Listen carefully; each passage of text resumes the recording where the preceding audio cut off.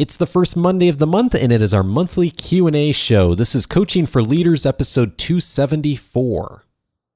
Produced by Innovate Learning, maximizing human potential.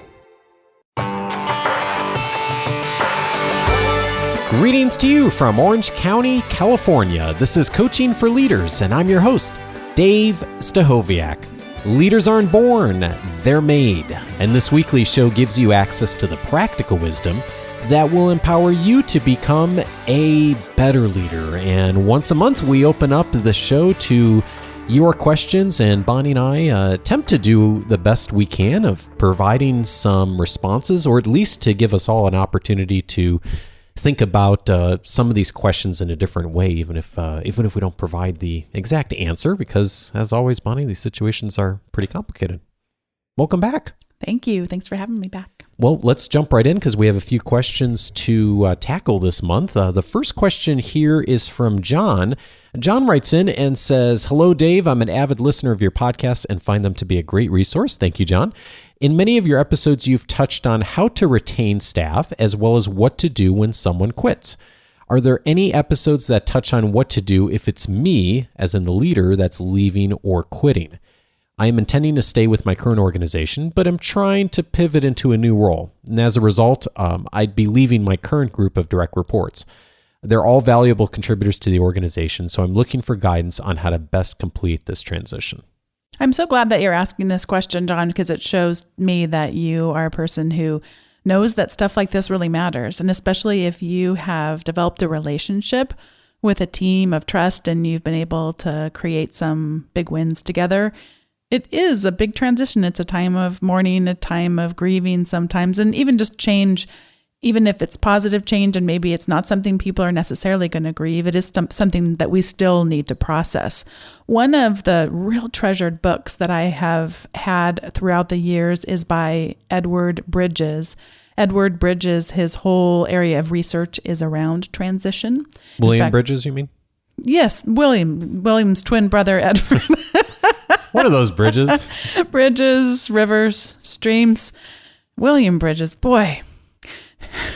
Lately, I have been on my podcast trying to cite authors, and I can't remember the person's first name, so I just refer to them by their last name, like they're just like Cher or Prince or something like that. But this time I didn't even hear myself saying the name wrong. I didn't even hesitate. Anyway, back to William Bridges, our good friend William. He got his first book out, was called Transitions, and we've talked about it before on the show. It's just a wonderful, wonderful book about change and all the work that he's done in that area. But he wrote another one called Leading Transitions. And anytime that I go and try to map out one of these transitions, like the one that you've described here, John, I go back to the checklist in that book that he has about how to lead transitions. He's got lots of great ideas. And one thing I would just say that I'm fairly sure he addresses, but that I have just seen evidence that we're not very good at doing this, we, the proverbial we in the world, is just leaving space for things. Leaving room for things. Sometimes there just isn't anything you can say or isn't anything you can do to make something better.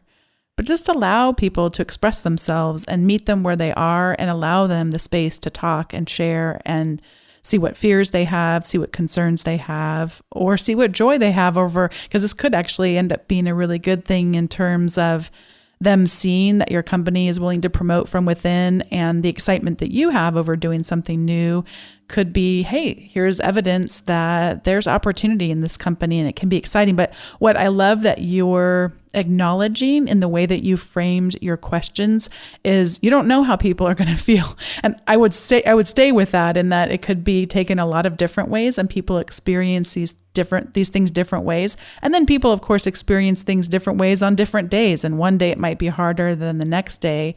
And if you find yourself in this position, a really important thing too is to make sure that you support whoever that new person is. And even if, just as an example, at my institution, I have taught the same class for 12 years now, and it's kind of something that a lot of the students look forward to, taking this class with me their senior year. And it's something that, they'll hear about it when they're freshmen, and then I can't wait till I get to take that, because it kind of has some stories that go along with it that really creates memories for some of the students that wind up taking it. And a colleague actually of Dave's ended up teaching the class this semester.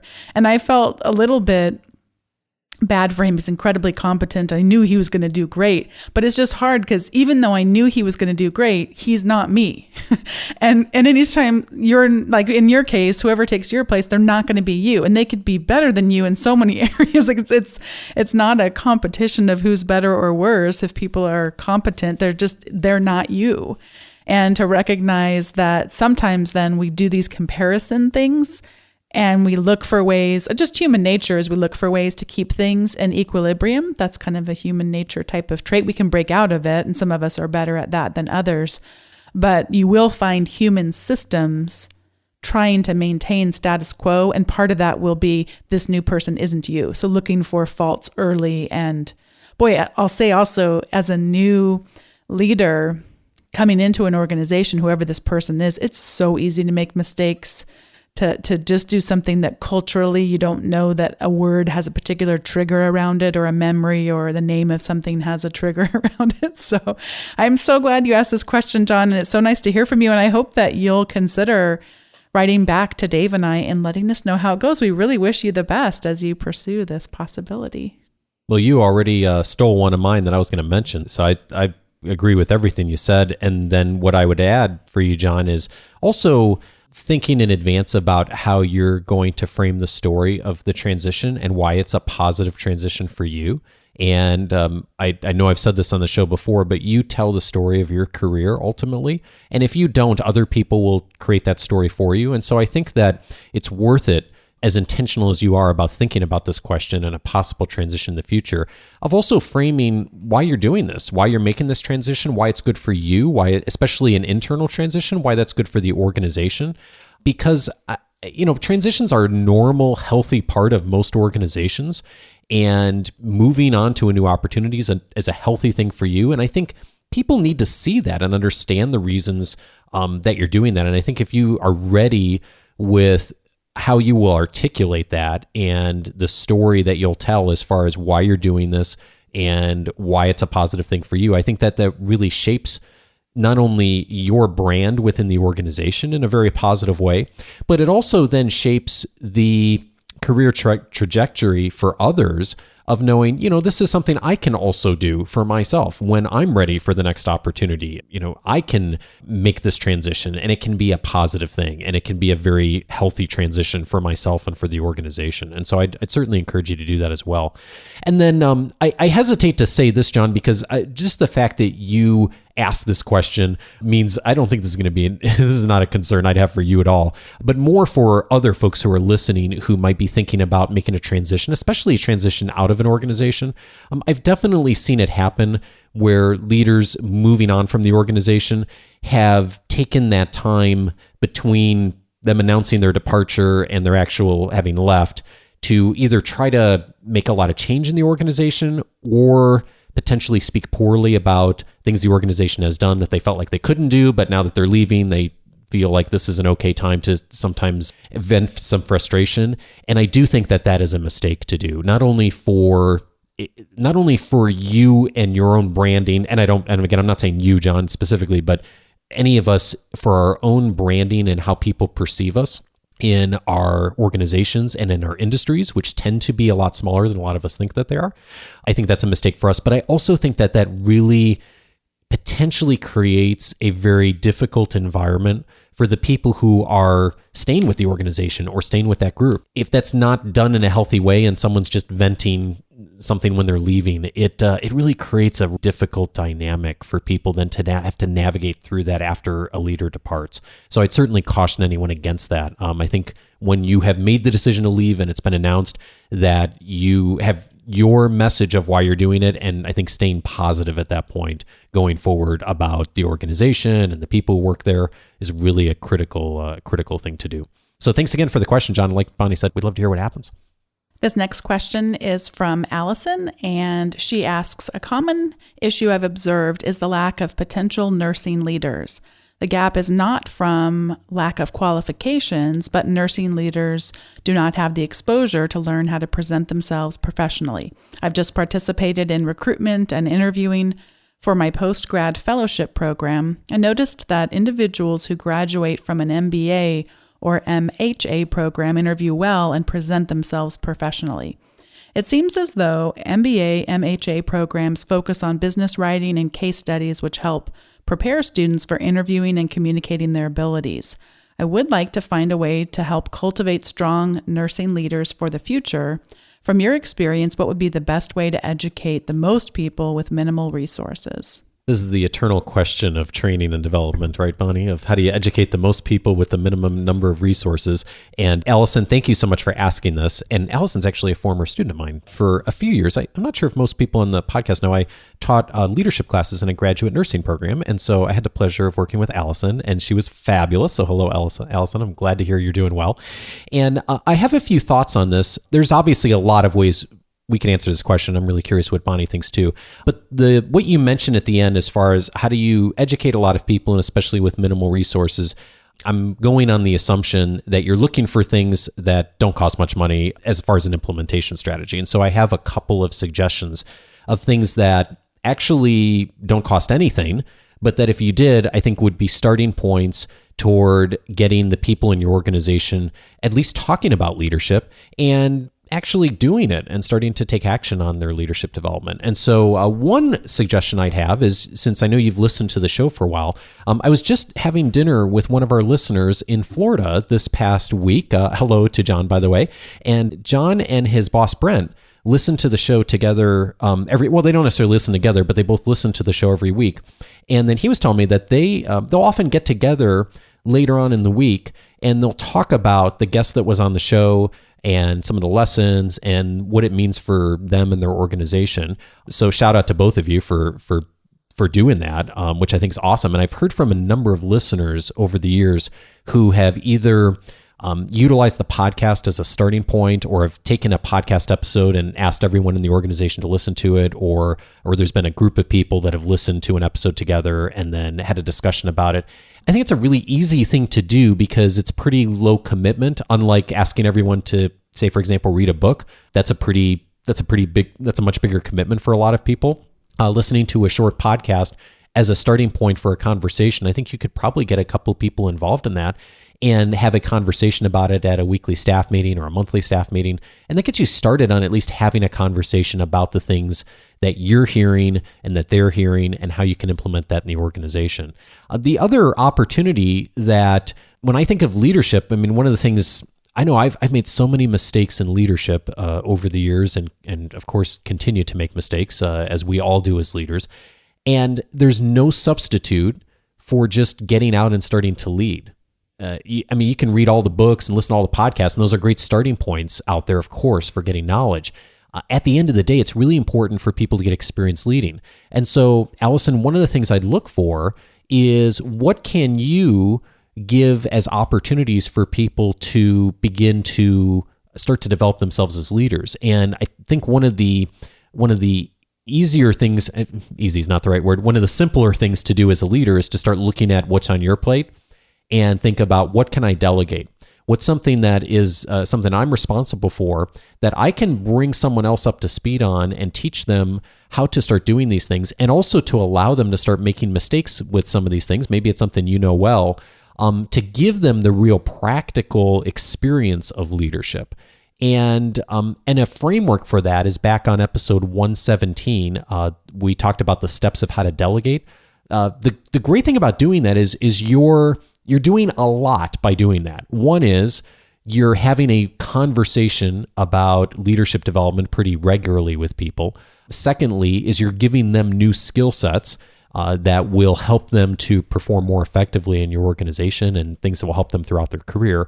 And I think the third benefit for you is, if you do that well and over time, it frees you up to do other things as a leader. So you can spend more time on the strategic and on the coaching and development of the things that are the real work of leadership. And so I would recommend those two things as starting points. And of course, there's a time investment for both of those, but you can do that with little or no budget and probably see a lot of practical results for people and for you and your organization. And I'm curious what Bonni thinks too, because you've done a lot of this over the years as far as looking for ways to work within small budgets and how to help people develop. One of the unique challenges that professions like nursing have is that the tyranny of the urgent, which so many of us face in our professional lives, is actually really important for, actually saving lives. So there's a lot of talk in leadership literature about the dangers of just continually being caught up in the urgent. Back in the early 90s, I remember reading Stephen Covey's time management book called First Things First. If you read it today, it's still going to be incredibly relevant. And one of the things he talks about is the tyranny of the urgent and how we can be highly productive people who are getting important things done, but only the kind of important things done that are urgent. The phone calls, the patient, the emergency, the doctors need this. I mean, that those things. Now, there are ways to become addicted to those things which are urgent but not important. I mean, we also read a lot about our phones and the addictive nature of that and social media, and that actually, some people that are related to Dave, who I will not mention, actually have a chime audibly ring every time an email comes in on their phone.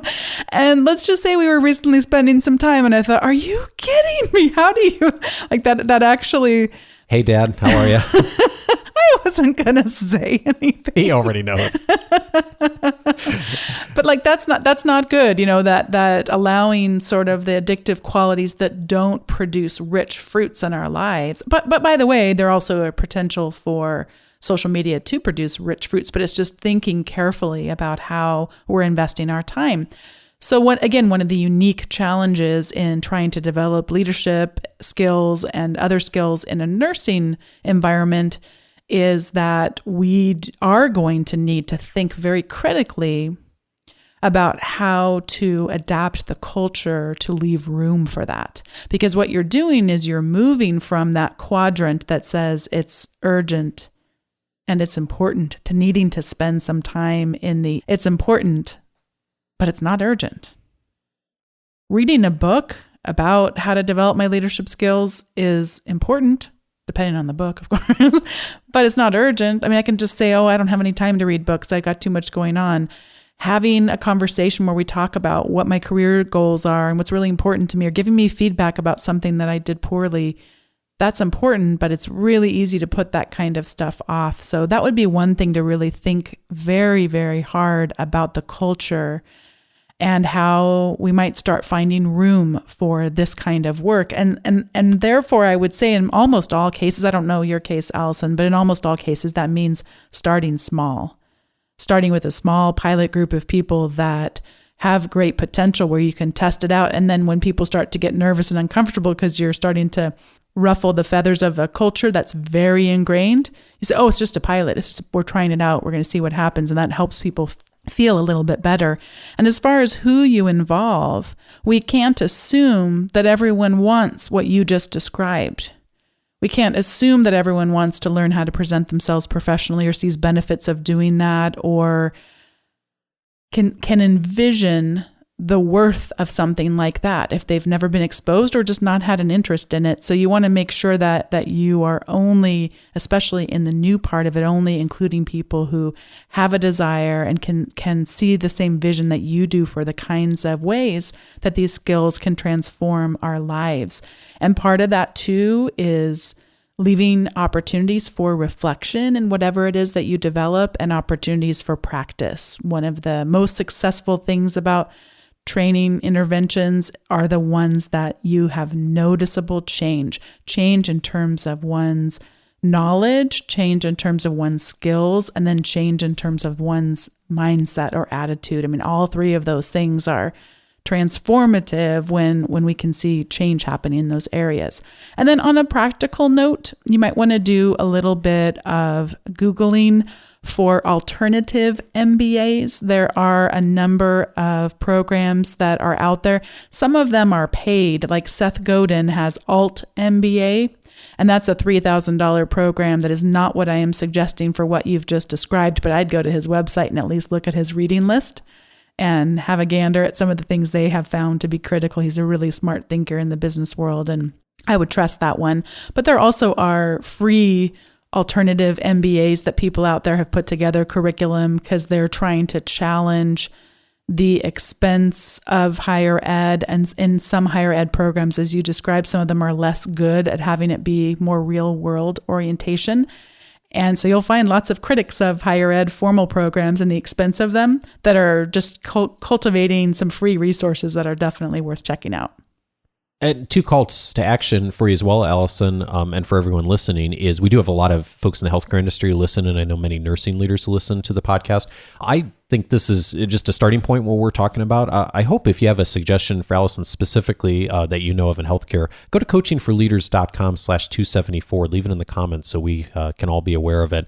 And then the second call to action is, Allison, for you and for anyone else, if you haven't already set up your free membership on the Coaching for Leaders website, go to coachingforleaders.com. On the front page, you'll see where you can set up the free membership. There's a bunch of things you get with that. One of them is access to the podcast library and to be able to search by topic. So for those of you who are thinking about maybe utilizing a podcast or utilizing that as a conversation point or having people starting to listen, that will help you to zero down really quickly into exactly the topic you're looking for, the issue that's relevant right now to your organization. And so it's a lot easier than just searching through the database of past shows. So hopefully those will get you started, Allison, and glad to hear from you. Look forward to hearing what happens and what you decide to do with it. Let's go next to a question from Andrew. Andrew wrote in and says, I truly enjoy listening to the podcast. I started listening back in May of 2016. I've taken away many best practices from the advice of the show. In August, I was promoted from a sales position to leadership. And since then, I continue to listen to your show to improve my skills every day. Well, congratulations, Andrew. I'm so glad to hear that. And he goes on and says, recently, I have been having trouble giving and receiving feedback. I should be prepared to provide negative and positive specific feedback at an upcoming meeting. Among all the other leaders, I will be present. I feel uncomfortable giving feedback in front of the group. How should I prepare myself? When I read your question, Andrew, I found myself asking about 50 more questions, so forgive me as I kind of walk through this and think through it. I would not be at all surprised that you would feel uncomfortable giving positive, especially negative feedback in front of others, especially if you haven't really been prepared for what that will look like. I'm not sure if you will be doing this for the first time with a group of people that you don't know well, or if this is with a group of people you've been working with for a while and regularly been giving each other feedback. I think in terms of feedback in general, one of the things I would say is that we want to be very careful when assuming intent on other people's parts and try to focus our language on people's behaviors, or specifically in one case, what was said. I noticed that you said this, and when you said this, I felt this way is a much less defensive way of bringing something up versus, Dave, I know you felt this way, and when you said this, and I know you were trying to you made me feel mad. I mean, that's the classic thing is you made me feel. Nobody can make someone feel that way. So trying to take that out of your language can be helpful. I heard you say this, and when that happened, I was concerned or whatever. That can be a good way of framing feedback. One of the things that Dave has mentioned on the show previously is the danger of thinking that our feedback has to come in a positive, negative, positive sandwich. Like that's such a manipulative, inauthentic way of communicating. People know, they can feel it when you're just trying to come up with something positive when something didn't go well. So that's, how do you handle it if there really isn't much positive to say? And I think always retaining our authenticity, but also trying to communicate our care and concern for another person. And that's why we're giving the feedback. I guess I would also want to know, who's facilitating this, and are they going to be providing you with some kind of a structure? Because if you are in an environment where you have a practice facilitator, you might have less to worry about than you imagine, because they'll be providing that for you. I'll give you an example. I teach a lot of presentation skills I have over my entire career. And when you're doing that, when you're coaching presenters and then when they're done, you don't want to give them 14 things that they should do different the next time because they can't process that much. So you want to just focus on one thing to do differently the next time. And so that, because I've done it for so long, I know not to even try two things. I mean, because if you just want to change one small thing about your presenting, that's all you need to be thinking about the next time. But then also reinforcing in a very specific way the things to keep doing is another thing that a practiced facilitator coach would do for presenters. The reason I bring that up is my hope for you is that whoever's facilitating these sessions will provide that kind of structure for you. And because that's tough when you're in groups. Feedback is often best given one-on-one, except in situations where you're all working on building and growing some skills together. Like I've done many sales workshops too. And if we're doing role plays together, then that is a place where we can learn by watching other people in the role play and then hearing the feedback and giving some ourselves. Yeah, thanks for mentioning the feedback sandwich. I think that is it's often a mistake that people make. And I think to the extent, Andrew, that you can separate, if you're giving positive feedback and you're also giving constructive criticism, I think if you can find a way to separate those, I think that most of the time that's helpful, because otherwise people sort of don't hear the positive feedback, they only hear the critical, or they assume the positive was only said in order to soften the blow of the critical feedback that's coming. So when I've given feedback to people before, I try to look at it not as a one-time event, but over a period of time, over a week or a month and interactions. And I try to balance most of that time with giving positive reinforcement, giving positive feedback. And then when I do need to give critical feedback, of just giving the critical feedback, not starting with the positive, because otherwise it just doesn't sound authentic and people tend to discount the positive feedback that they're hearing, even if it is intended as genuine. So I would just be careful about that. It's not always possible to do that, but the extent you can separate those, I think it's helpful. To Bonnie's point too, the other thing I'd also be cautious about with the group is if you are giving critical feedback to the group, I would be certain that it is an issue that really is relevant for the entire group. And I say that because there is a tendency a lot of times, especially with newer leaders, to, if there's one person that's doing something that's not effective in the organization or someone that needs to be given feedback, is to, instead of just addressing that one person or the two people or whatever, whoever has the situation, is to give the feedback to the entire group. And almost never does that work. And people don't perceive you to be a very credible leader because they know there's an issue most of the time, the other people in the room, and they know who you're talking about. And my experience has been is almost everyone knows who's being talked about except the person who really needs to hear what it is that's being said. So if there's something that is just relevant for one or two people, have that conversation with them on their own, one-on-one with you, and have the group feedback be positive feedback. Or if it is really something that's relevant for everyone or most everyone, then of course that's something that is appropriate for the group. It reminds me of an article I wrote a while back that I'll put a link in the show notes to, of 3 reasons why punishing a team is a bad idea. And I go into some depth on that in addition to a bunch of other areas when you're thinking about giving feedback to a team. So you may want to review that as well. And in addition, Andrew, for you and for everyone else who's maybe looking for some real concrete steps on how to give positive feedback and give constructive feedback, I'd recommend episode 9, which was on giving positive feedback to others. And then I'd also recommend episode 10, giving constructive feedback to others. So both of those, if you go back and listen, will give you a really solid framework on exactly how to approach it.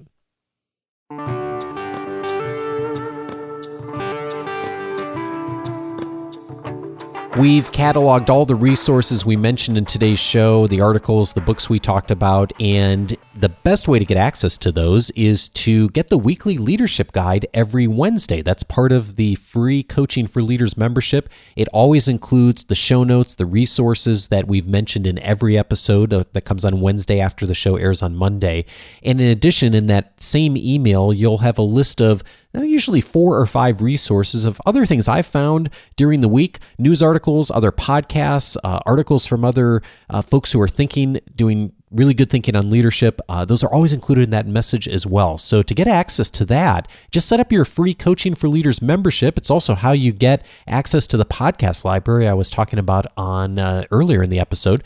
And you can do that by just going to coachingforleaders.com. And when you get to the homepage, you'll see a spot right there to activate your free membership.